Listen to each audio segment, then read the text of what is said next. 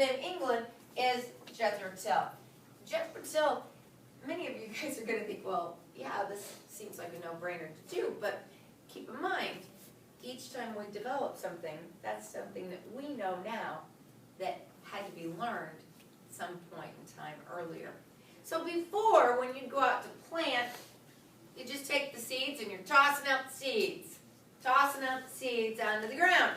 What's going to happen to a lot of those seeds? Blow away. They're going to blow away. They're going to wash away. You don't get far enough into the soil to actually grow. Yeah, so they're not going to get into the soil. The birds are going to eat them. So a lot of these seeds don't go anywhere. So he's going to actually create something called a seed drill. Okay? And this is kind of a mechanism of a plow kind of situation. And all of a sudden, we're going to make sure that these seeds get in the ground in a straight row. So that when those plants grow, we know, oh, that's the beans. The rest of the stuff on the sides, those are weeds. Now for us today, we think, well, of course you plant in a row. But that had to be developed. The other thing that he begins working with is, keep in mind that plow used to be pulled by a human. Is that going to be a lot of hard work for that human? It's going to wear that body down. Well, all of a sudden he creates the idea of a particular kind of horse harness so the horse can do it. So did that guy just lose his job? Yes, he just lost his job. So he becomes a part of that proletarianization because now you got a horse to do it. Can the horse go for a lot longer than that human? Yeah. And we're going to get a lot more done with that horse. And we're going to be able to begin dealing with what's called selective breeding, which is going to create stronger and healthier animals. Animals that are going to have, the cows are going to be larger, more meat content for people to have. And so there's going to be more there for people to eat. Now, you guys eat meat on a regular basis. Probably some type of meat product every single day. They didn't do that back then. Okay? And in fact, in Europe today, people don't always have a meat product in their meal. It's not something that is a part of their diet on a regular basis because there wasn't a lot. So, I'm going to give you 3 minutes, and I want you, with your table groups, to really look at these pages, 554 to 558, work together. The rich, what positive impacts do you find on those pages? What negative impacts do you find on those pages? For the poor, what are the positive impacts you find on those pages? What are the negative impacts you find on those pages? Band students, I expect you to be doing the same. You've got 3 minutes. Go. I'm timing you.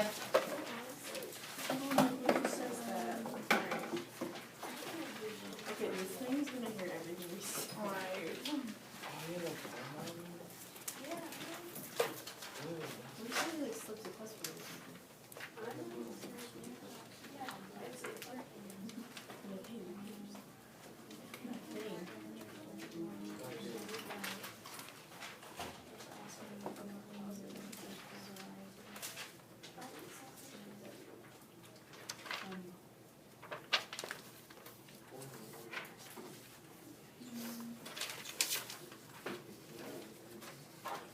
We're lost jobs.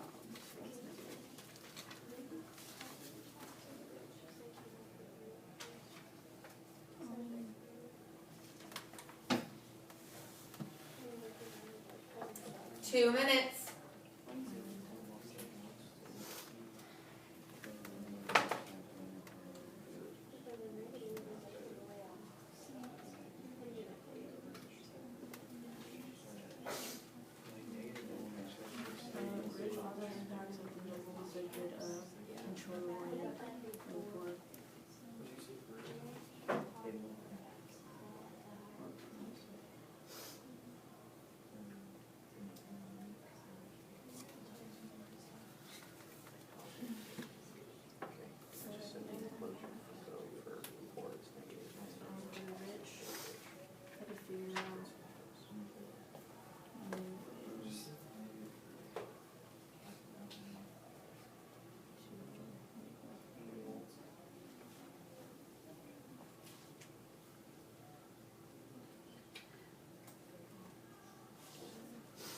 is the enclosure good for the rich? Why is the enclosure bad for the poor? That's what you've got done. Why?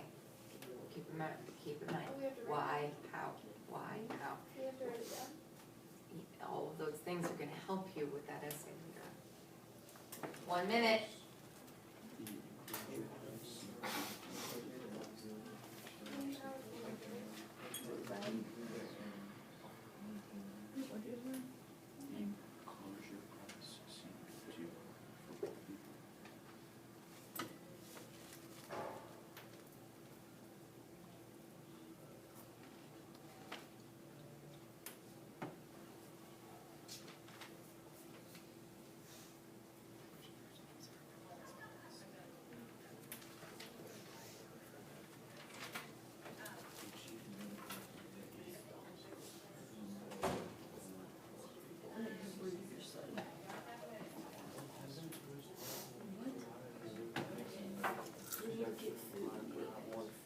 Okay, 3 minutes is up. Here we go. Hopefully, all of these little items here are going to help you with that FRQ here in a little bit. So make sure that you use that time wisely when you get it. So, food, of course, is going to create more people because we don't have as many people dying. So we're going to have this population explosion. So when all of a sudden you've got two things happening, you have fewer jobs in the original area. It was all agricultural before. And everybody had a job with agricultural. And so all of a sudden agricultural products are getting easier to produce, and so we don't need as many people. But then we also get more people. And so we end up with this real shift in society that a lot of people are really not sure what to do with. A lot of this is going to come from three very clear factors of population. In previous times, we'd have a time of population growth, and then, well, then we'd fight a war and we'd kill everybody off. And then we'd have some population growth, well, and a disease would come through and kill a bunch of people off. And then we'd have population growth, and the weather would shift, and we wouldn't have as many crops, and so we'd have famine and people would die. And so we had these times where it was grow, die, grow, die. But with the agricultural revolution and the number of people that are getting figured out how to survive past certain diseases, we have less and less people that begin to die. We also are pretty much done with that 100 years of fighting religious wars. And so we end up with this incredible population growth. Okay? And I know that you kind of look at this red line first and you go, oh my goodness, that's China. We'll talk more about China and their population growth that's really significant over here second semester when we start talking about communism.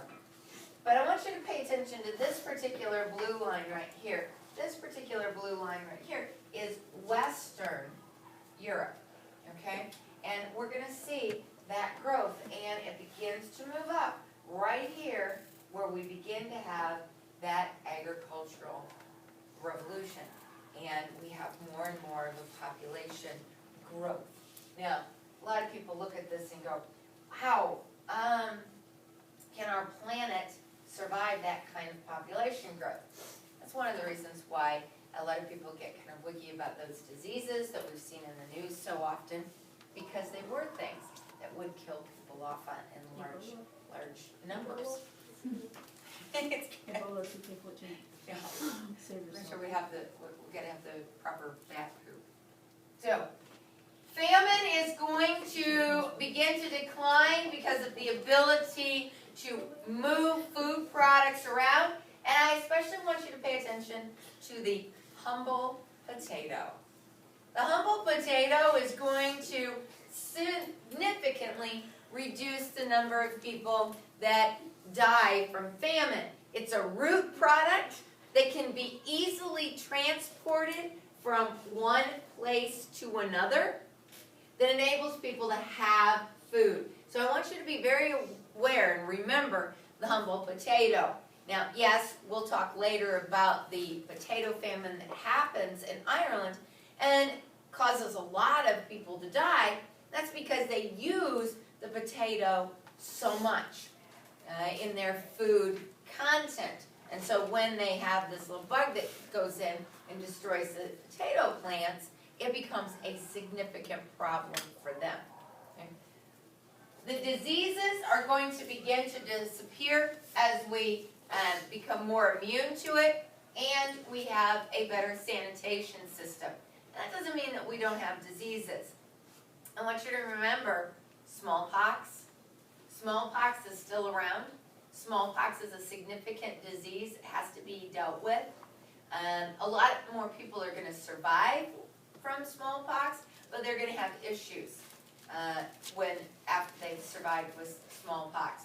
You can have measles. Measles will also impact. Measles is actually really bad for males because measles has a tendency to destroy your ability to have sperm being created. So that means you can't do your job in creating more population very well.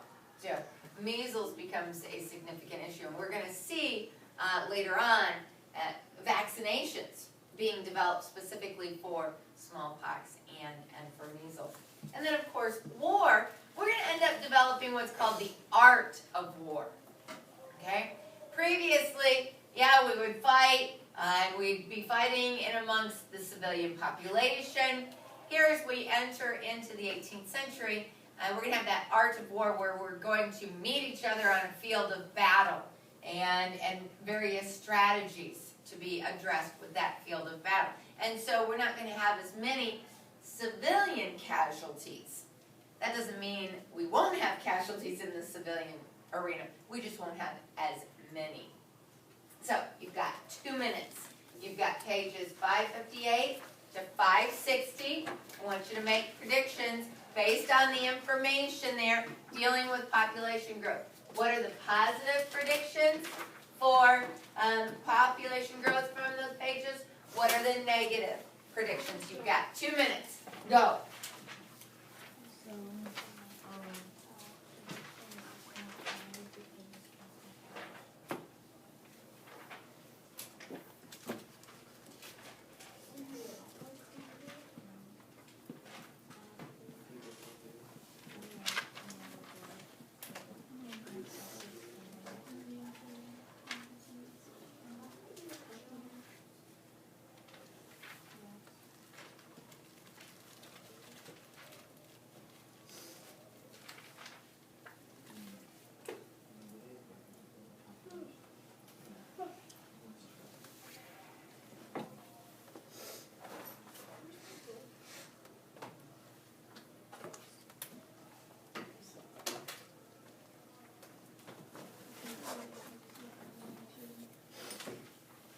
That's good, because that's going to cause more issues later on.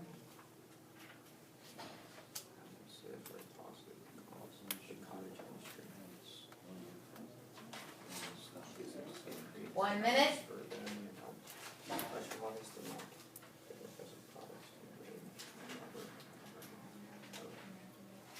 Good, that's a good one as well, because as we grow that economy, and we end up creating these other products, which is then going to lead to other things later on. So it's good. That's a good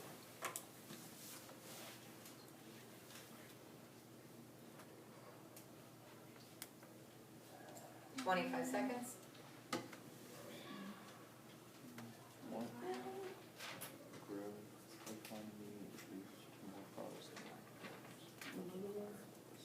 More people to be.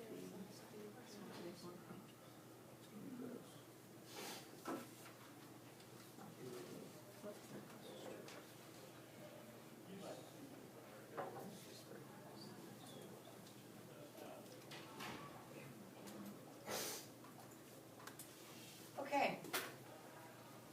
So as the population grows, we have to find other ways to create a living, because we don't need as many farmers, which is going to lead into the industrial situation within the cottage system. And the cottage industry is very similar to basically outsourcing in this country right now. We have these jobs that, well, other people can do them for cheaper, and so we send that out of the country. In this particular case, we're going to send it to the countryside and to these people who, need to supplement their income because they don't have the kind of farming capability. The other thing is that we have these urban guilds. And we've talked about the guilds before. They've been around for a really long time. I want you to remember the guilds would be very similar to what we call today unions. Okay? It's a very similar kind of concept, except they come from opposite directions. Okay? Within a union, you've got all kinds of people. They let everybody in who's in that particular occupation, and they negotiate with management to keep wages at a certain level. With the guilds, they keep people out. Okay? They keep people out. They reduce the number of workers in a particular field to keep the wages high. Okay? So I really need you to make sure you understand that. The guilds limit their membership. And what happens there is that you have very few clockmakers. Well, if you don't have a lot of clockmakers, are you going to have a lot of clocks in the stores? No. So what happens to the price of those clocks? It goes up. Okay? Can a lot of people afford those clocks? No, but the ones that can, they buy those. And that's what, at that very high price, which that means that the clockmaker makes a really high wage. We're going to come up with new ways of producing so that we can have more of those things out there, which will reduce the price and then create a consumer society.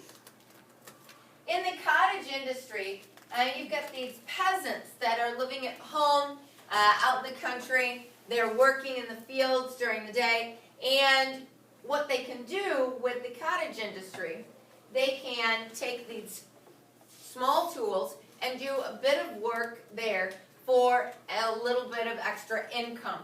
That is going to lead us into something called the industrious, not the industrial, but the industrious revolution. This is what's referred to as the putting out system. And so you have this person called the merchant capitalist, and I want you to remember that term. The merchant capitalist is like an entrepreneur, okay? Somebody who's going to start up a business. And the merchant capitalist is going to take some money, going to buy a bunch of tools, and he's going to almost create like an assembly line situation.